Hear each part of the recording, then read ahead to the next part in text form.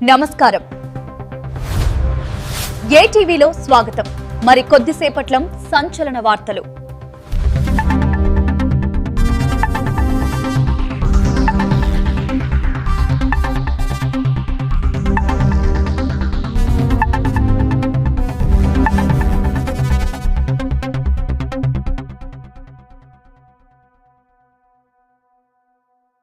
ఏటీవీలో స్వాగతం. నేను మీ అఖ్తర్. తిరుపతి జిల్లా చంద్రగిరి నియోజకవర్గం పాకాల మండల పరిధిలో ఒక అనుమానాస్పద మృతి ఘటన వెలుగులోకి వచ్చింది. Pakala police inspector T.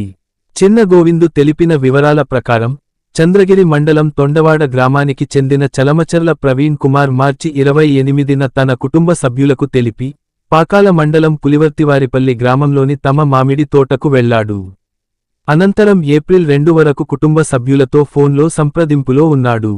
అయితే ఏప్రిల్ 3 నుంచి ఆయన ఫోన్కు స్పందించకపోవడంతో కుటుంబ సభ్యులు ఆందోళన చెంది శనివారం రోజున పొలం లీజుదారుకు సమాచారం అందించగా లీజుదారు తోటను పరిశీలించగా అక్కడి షెడ్ సమీపంలోని అరుగుపై ప్రవీణ్ కుమార్ మృతదేహం కనిపించింది. సమాచారం అందుకున్న కుటుంబ సభ్యులు అక్కడికి చేరుకుని పరిశీలించగా మృతదేహం ఉబ్బిపోయిన స్థితిలో ఉండడం, దుస్తులు సరిగా లేకపోవడం వంటి అనుమానాస్పద పరిస్థితులు కనిపించాయి. స్థానికుల సమాచారం ప్రకారం మార్చి 30న మృతుడు కొంతమంది గుర్తు తెలియని వ్యక్తులతో కలిసి అదే తోటలో మద్యం సేవించినట్లు తెలిసింది.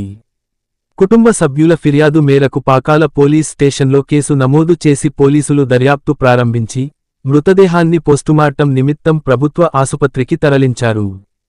పోస్టుమార్టం నివేదిక ఆధారంగా మృతికి గల కారణాల నిర్ధారణ జరుగుతుందని ఇన్స్పెక్టర్ తెలిపారు. ఈ ఘటనపై అన్ని కోణాల్లో విచారణ చేపట్టి సంబంధిత వ్యక్తులను గుర్తించి చట్టపరమైన చర్యలు తీసుకుంటామని పోలీసులు తెలిపారు. మాకు ఈ దినం రాబడిన సమాచారం మేరకు ఈ పాకాల మండలం పులివర్తివారిపల్లి గ్రామంలో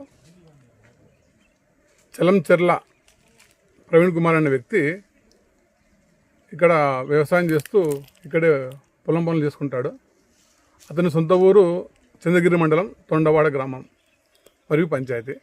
అతను 28వ తేదీ ఉదయము ఈ మామిడి తోపు వద్ద పని ఉందని చెప్పేసి ఇక్కడ వచ్చినాడు. గత 4 రోజులుగా ఇంటికి అయితే పోలేదు. గత 2 రోజుల నుంచి కూడా వాళ్ళ పేరెంట్స్ ఫోన్ చేస్తుంటే ఫోన్ ఎత్తడం లేదు. దానిపైన అనుమానం వచ్చేసి ఈ లీజుకి ఇచ్చిన వారికి ఫోన్ చేస్తే వాళ్ళు వచ్చి వెరిఫై చేసుకొని చూసుకుంటే వాళ్ళు చనిపోయారని చెప్పినారు.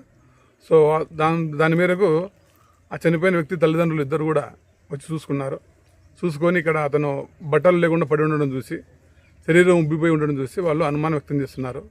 దీనిపైన మేము కేసు నమోదు చేసి దర్యాప్తు చేస్తాము.